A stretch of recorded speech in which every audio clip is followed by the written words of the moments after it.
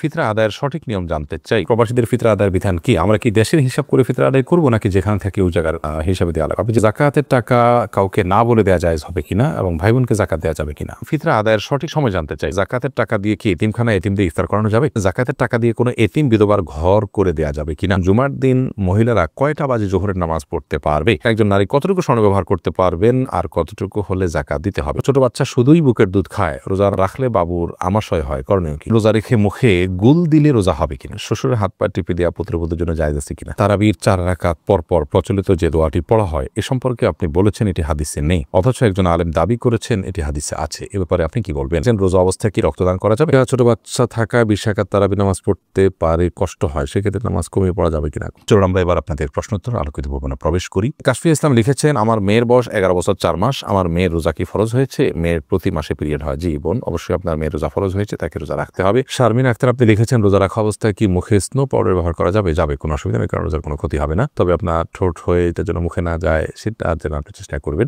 জাকিয়া হোসেন আপনি লিখেছেন, একজন নারী কতটুকু স্বর্ণ ব্যবহার করতে পারবেন আর কতটুকু হলে জাকাত দিতে হবে? দেখুন, ব্যবহারের স্বর্ণে জাকাত দিতে হবে, এটাই অধিকতর শক্তিশালী মত। যদি অনেক ওলামা ইকরাম বলেছেন ব্যবহারের স্বর্ণে জাকাত দিতে হবে না। অতএব আপনি কতটুকু স্বর্ণ ব্যবহার করছেন এটি ইস্যু নয়, আপনি যতটুকু স্বর্ণ ব্যবহার করছেন এটা নেশাবে পড়ছে কিনা, নেশাবে পড়লে আপনাকে জাকাত দিতে হবে, সেটা কম হোক আর বেশি হোক, যদি নেশাবে হয় আপনাকে জাকাত দিতে হবে। শিমু খান আপনি লিখেছেন, জাকাতের টাকা দিয়ে কি এতিমখানা এতিমদের ইফতার করানো যাবে? ইফতার করানো তখন জায়েজ হবে যখন ইফতার করার কোনো ব্যবস্থা গরিবের নাই, তখন আপনি জাকাতের টাকা দিয়ে সে অ্যারেঞ্জ করলেন। মূলত জাকাতের টাকা তাদেরকে দিয়ে দিবে, তাদের প্রয়োজন অনুযায়ী খরচ করবে। আপনি নিজে আইটেম ফিক্স করে দিবেন না যে জাকাতের টাকা দিয়ে তুমি এটাই করো। অনেকে হয়তো মনে করেন যে এটা আমি ইফতার করালাম, এটা একটা দৃশ্যমান কিছু হলো, তাহলে সেক্ষেত্রে তো এটি রিয়া হয়ে গেল, লৌকিকতা হলো, এটা তো গুনাহের কারণ হতে পারে, বরং আমাদের সাবধান থাকতে হবে। দাদি নানি আইডি থেকে আপনি লিখেছেন, জাকাতের টাকা দিয়ে কোনো এতিম বিধবার ঘর করে দেওয়া যাবে কিনা? জাকাতের টাকা দিয়ে ইয়েতিম অথবা কোনো বিধবাকে আপনি ঘর করে দিতে পারেন যদি তারা জাকাতের হকদার হয়। এতিম হলেই যে জাকাতের হকদার হবে এমনটি কিন্তু আবশ্যক নয়, বিধবা হলেই যে জাকাতের হকদার হবে এমনটি কিন্তু আবশ্যক নয়। একজন ভদ্র মহিলা, তার স্বামী মারা গেছেন, তিনি বিধবা হয়েছেন, কিন্তু তার এত সম্পদ আছে যেটা দিয়ে চলতে পারে, তাহলে সেক্ষেত্রে তিনি জাকাতের হকদার নন। এতিমের ক্ষেত্রে একই কথা প্রযোজ্য। যাই হোক, তো এতিম বা বিধবা যদি জাকাতের হকদার হয়, তাদের যে সম্পদ আছে বা উপার্জন হয় তা দিয়ে তাদের সংসার চলতে কষ্ট হয়, এরকম যদি হয় তাহলে সেক্ষেত্রে আপনি তাদেরকে জাকাতের টাকা দিতে পারেন। জাকাতের টাকা না দিয়ে তাদের যদি ঘরের নিড থাকে, যে তাদের নিরাপদে থাকার মতো কোনো ঘর নেই, সে প্রয়োজন থাকে এবং টাকা দিলে তারা হয়তো নষ্ট করে ফেলবে, আপনি তত্ত্বাবধান করে তাদের হয়ে ঘর নির্মাণ করে দিলে জাকাতের টাকা দিয়ে এটা জায়েজ হবে। শিবলু আইডি থেকে আপনি লিখেছেন, রোজা রেখে মুখে গুল দিলে রোজা হবে কিনা? ভাই শিবলু, সাধারণত গুল খেয়ে থাকেন বা মুখে নিয়ে থাকেন, আমরা দেখি তারা মুখের এক পাশে দিয়ে দীর্ঘ সময়টাকে ফেলে রাখেন। তো মুখের এক পাশে গুল দিয়ে যদি ফেলে রাখেন, থুতুর সাথে সেই গুল আপনার পেটে যাবে, একটু হলেও যাবে, অল্প হলেও যাবে, সেই সম্ভাবনা খুবই স্বাভাবিক, যার কারণে এটি জায়েজ হবে না। রোজা রেখে এটি করলে রোজা ভঙ্গ হতে পারে, রোজা ভঙ্গ হবে।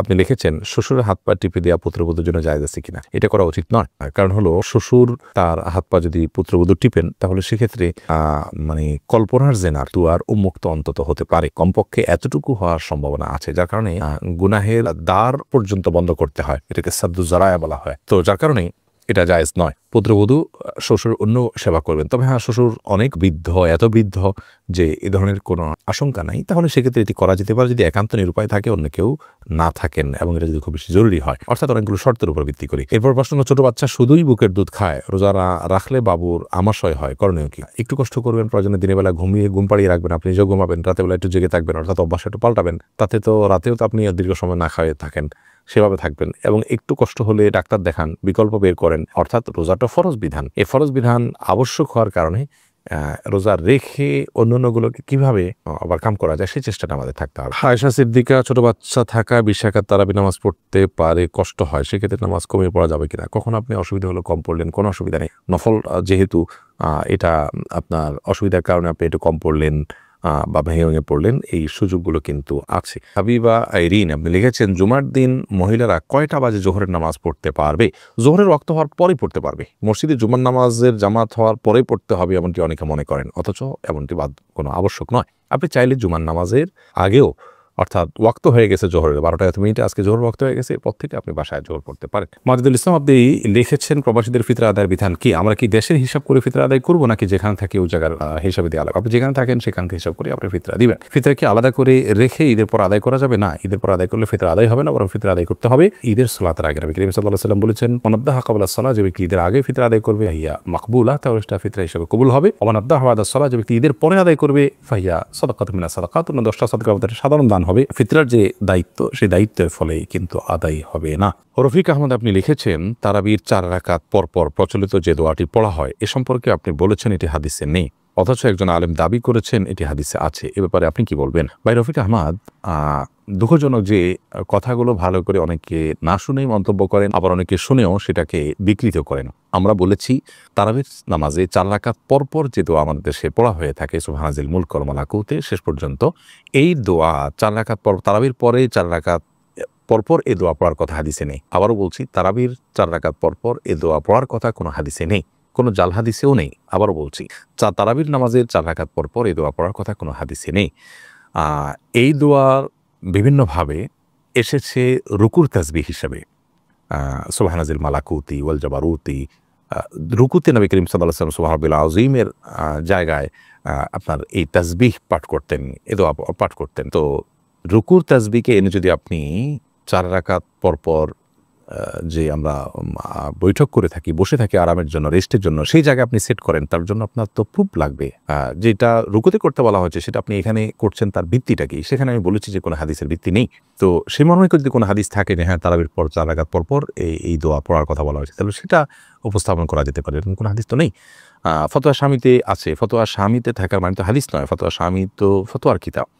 ফতোয়ার কিতাবে যদি কোনো কথা থাকে, কোনো আমলকে সুন্নাহ বলা হয় কথার কথা, কিন্তু হাদিসে তার কোনো প্রুফ না থাকে, তাহলে এটাকে আমরা সুন্নাহ বলতে পারি না।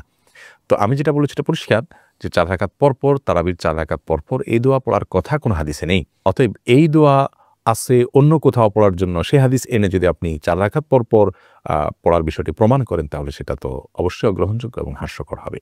আশা করি বিষয়টি পরিষ্কার হয়েছে। করিম আপনি লিখেছেন, ফিতরা আদায়ের সঠিক নিয়ম জানতে চাই, সঠিক সময় জানতে চাই। ফিতরা আদায়ের সঠিক সময় হলো চাঁদ উঠেছে শাওয়াল মাসের, অর্থাৎ ঈদের চাঁদ উঠেছে তখন থেকে নিয়ে ঈদের নামাজের আগ পর্যন্ত, এই টাইমটার মধ্যে, রাতের মধ্যে, সকালের আগে আগে আপনি গরিবের কাছে পৌঁছাবেন। এটা হলো ফিতরা আদায়ের মূল টাইম। এই সময়ের মধ্যে এত অল্প সময়, শর্ট টাইমে ফিতরা আদায় করা যদি কঠিন হয় মনে হয়, তাহলে 2-1 দিন আগেও ফিতরা আদায় করাকে জায়েজ বলেছেন ফুকাহায়ে কেরাম। তবে কোন অবস্থাতেই ঈদের নামাজের পরে আদায় করলে সেটি জায়েজ হবে না, যেহেতু হাদিসে সুস্পষ্টভাবে এবারে বক্তব্য রয়েছে। নবী সাল্লাল্লাহু আলাইহি ওয়াসাল্লাম বলেছেন, ফামান আদ্দাহা ক্বাবলাল সালাহ, যে ব্যক্তি ঈদের নামাজের আগে ফিতরা আদায় করলো, ফাহিয়া মাকবুলাহ, তাহলে সেটি ফিতরা হিসেবে আল্লাহর কাছে গ্রহণযোগ্য হবে ইনশাআল্লাহ।